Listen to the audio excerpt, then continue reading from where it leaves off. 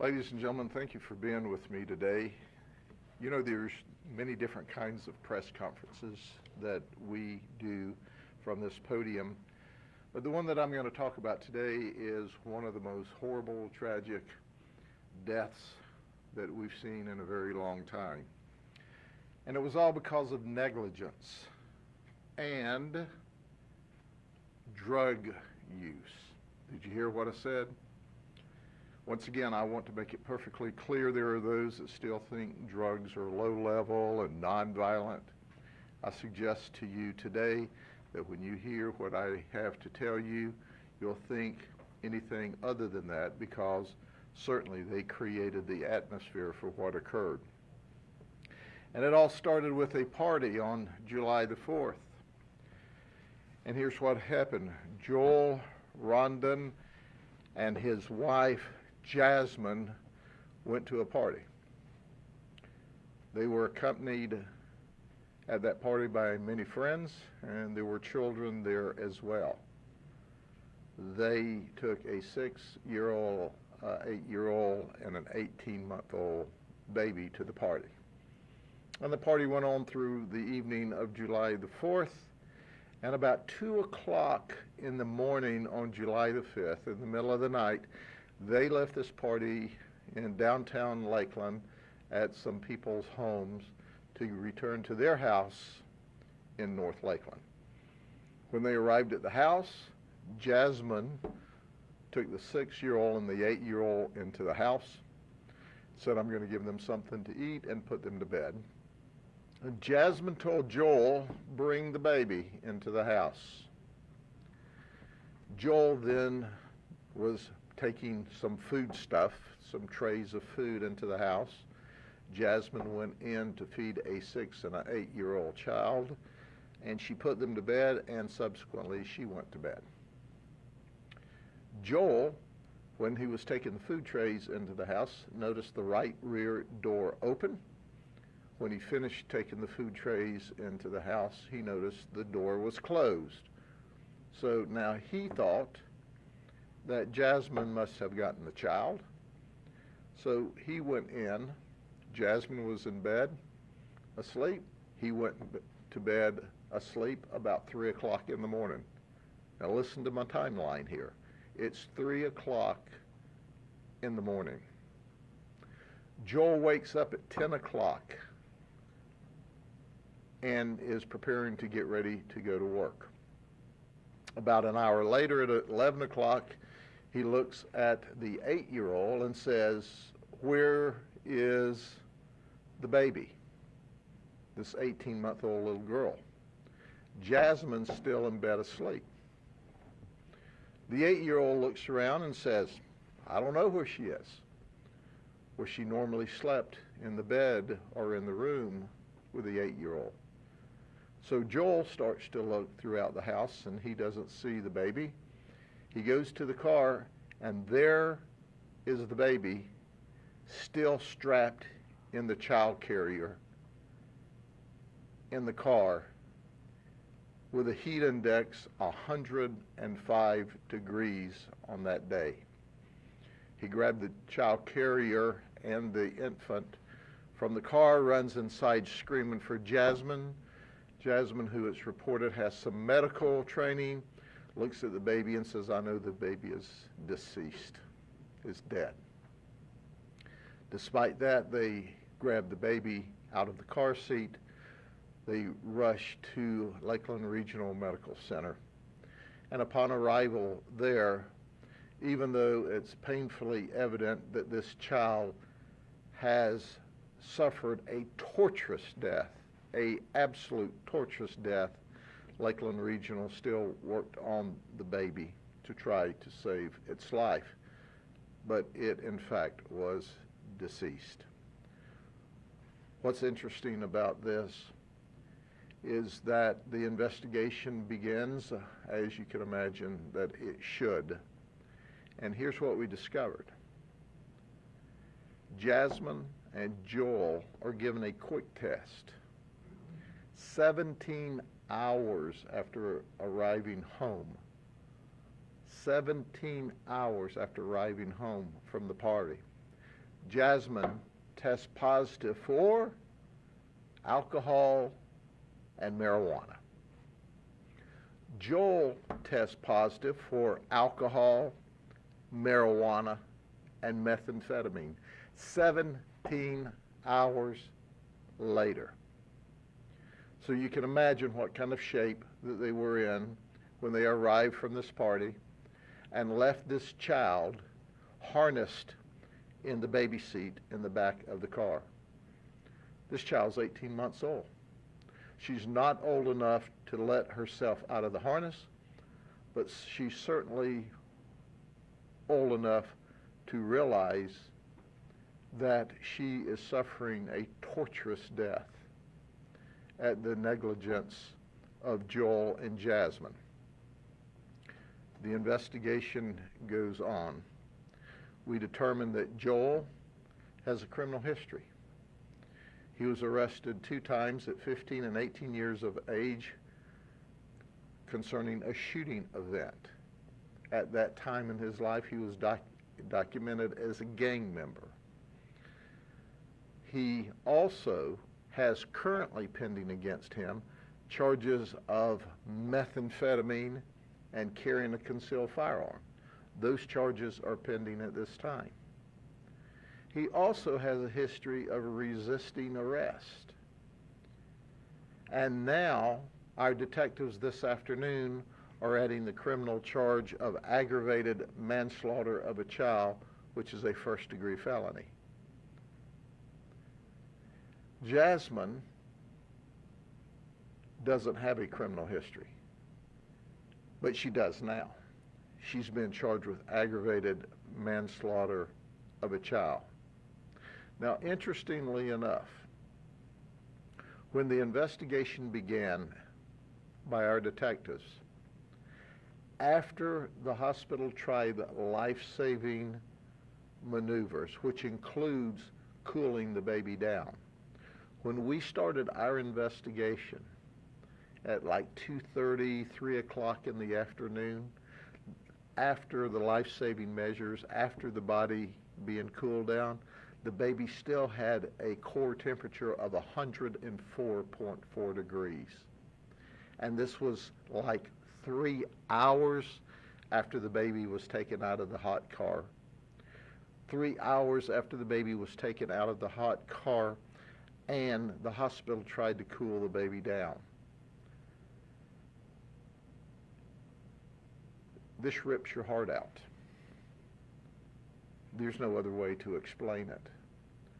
We all have or had children or grandchildren, or both obviously, or nieces or nephews that have been 18 months old, and we know how vibrant they are, how active they are, but how fragile they are.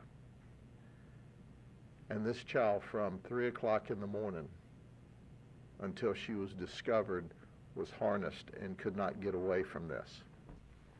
The investigation's ongoing. The child otherwise was healthy in that it was not deprived of food. The other children are not deprived of food. This is not an accident. This is pure negligence.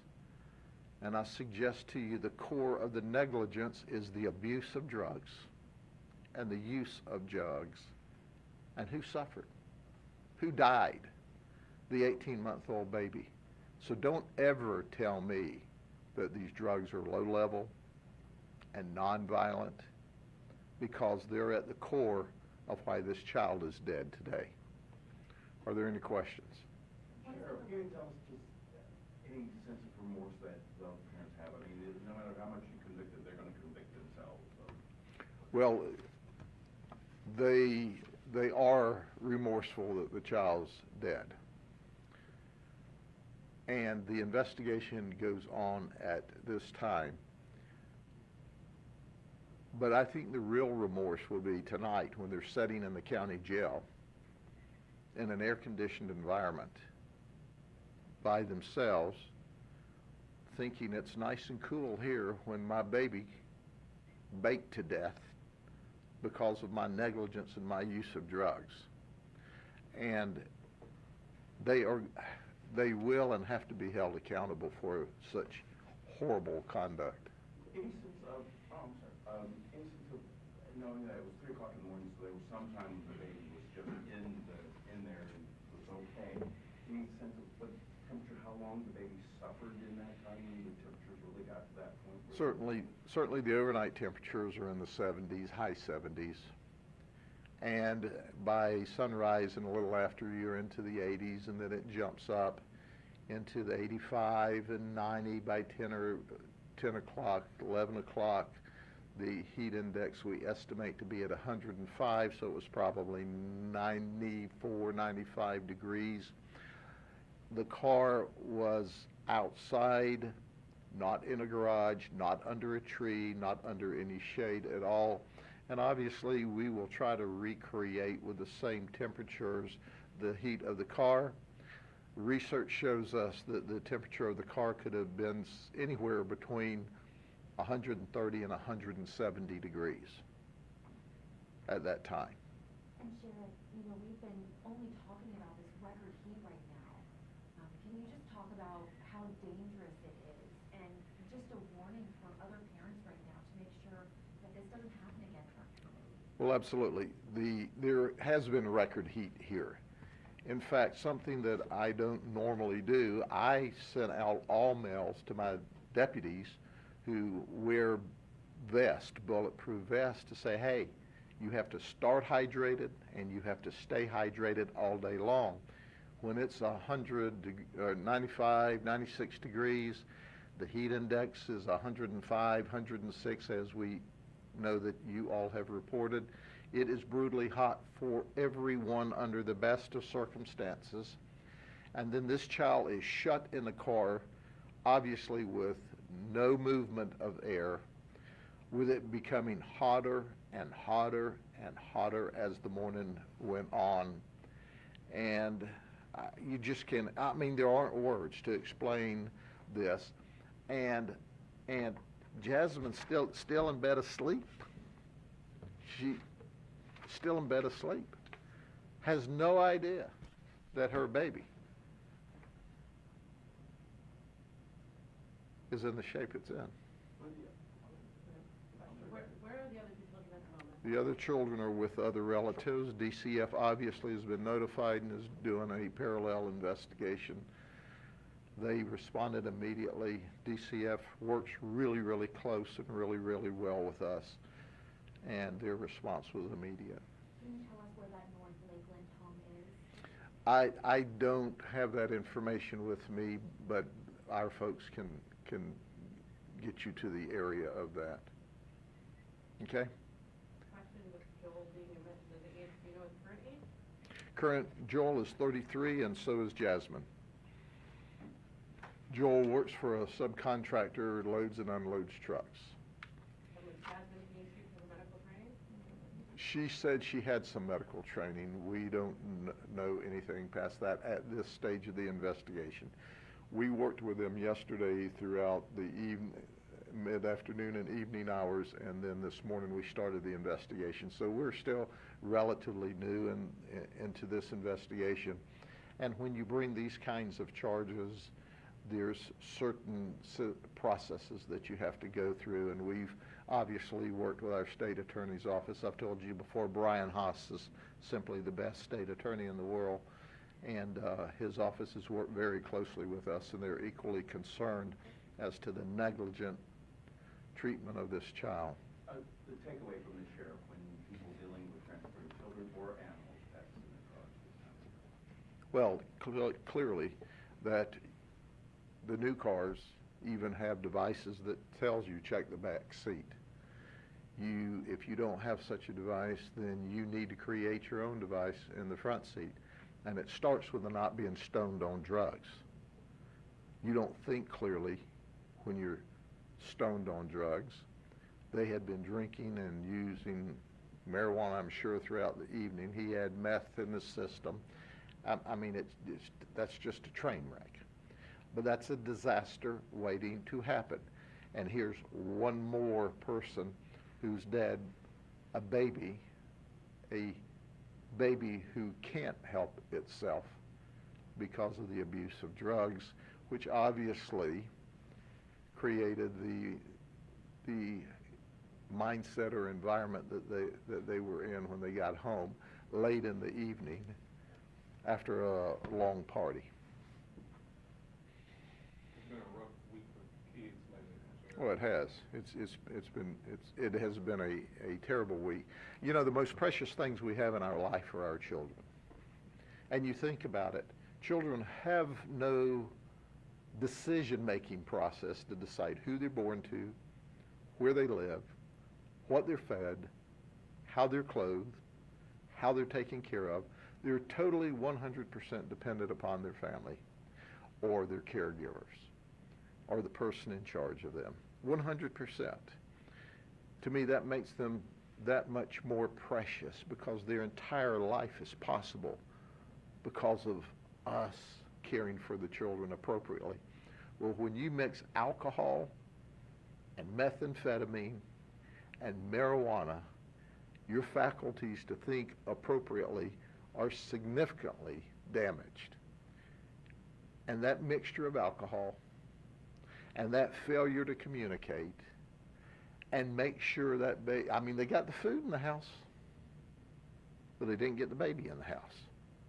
Was their BAC level at a point whether it was legally drunk or what was it? It was 17 hours later, though. What they call this is a quick check, and this was 17 hours after.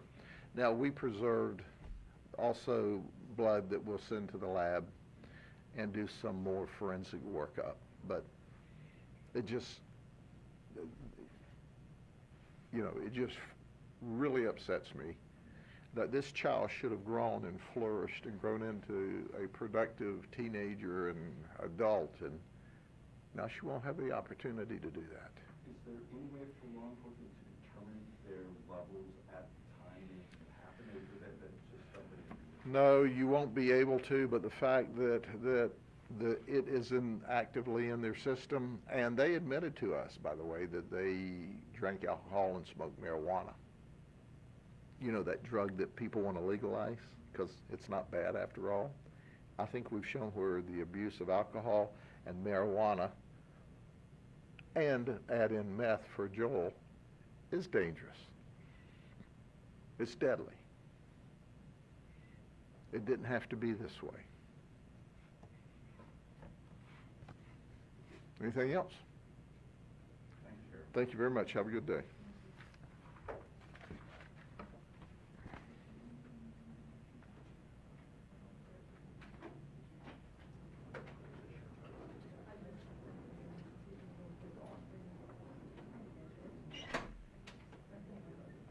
I want everybody to know that they are being interviewed in this building right now, and then we'll be taking them to the patrol car out back here to be taken. But that could be any time from 5 minutes from now to an hour. But they're gonna call, let me know, and then I'll get you guys to see that. Yeah, so just hang out and see. We'll get a walk down. Yep. What?